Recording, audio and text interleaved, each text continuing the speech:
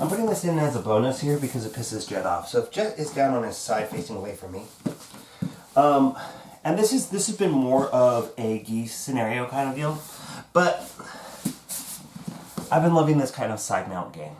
And so to get here, sometimes if I'm stuck here, like Jet's rolled up on his side, what I'm gonna do here is I'm gonna take this hand and I'm gonna go underneath his armpit here.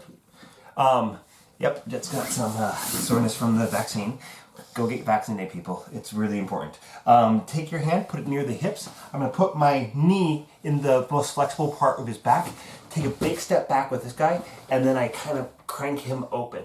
Bring my knee back to the shoulders, step over, and come into the side mount position where I'm going to get 2 grips on here. Now, what Jet's going to do here usually is that he's going to be, especially in a Nogi situation, he's going to be really, really focused on protecting these arms, right? So a lot of times, like if we were wearing a gi right now, and this has been happening a lot lately, is I will start to like really especially bother this lower arm or this arm, and so he has to start to defend him. If he doesn't, defend him, then I'll attack the arms. But while I'm kind of focused on these arms, I will start to sneak my hand in here inside his collar, and then I'll do a shin choke, or I'll do classic bow and arrow choke, or clock choke, or lapel half Nelson, or something like that, right?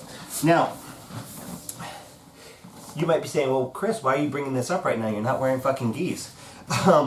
Because there's actually still shit I can do from here. So if I'm like really, really kind of focusing on these, and he's just really not letting me get one of his arms free because he's just really, really powerhousing, squeezing that in so I can't get any mobility here. I'm going to go ahead and I'm just going to clasp onto my arms.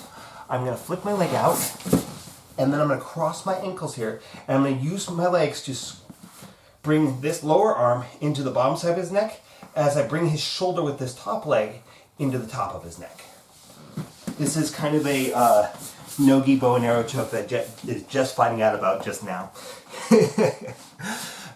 So yeah, all this is, and you can see it's almost identical to like the scorpion crunch or whatever, except that my arms and legs rolls are kind of reversed here. So I'm focusing on like distracting him mostly. I mean, there's not a whole lot that he can do to kind of prevent this, but I'm gonna flick out, clip back, cross my ankles, especially like if he thinks I'm kind of going for this armbar, because he might be able to prevent this lower leg, right? He might be able to create some space there, stop me from locking up. So if I'm threatening this armbar, he's going to be mostly covering the arm, and then I can get into this position and I can start to squeeze. And as I do so, I can actually even think about drawing my wrists back in so that I'm actually kind of getting more into the artery instead of the back of his neck as much.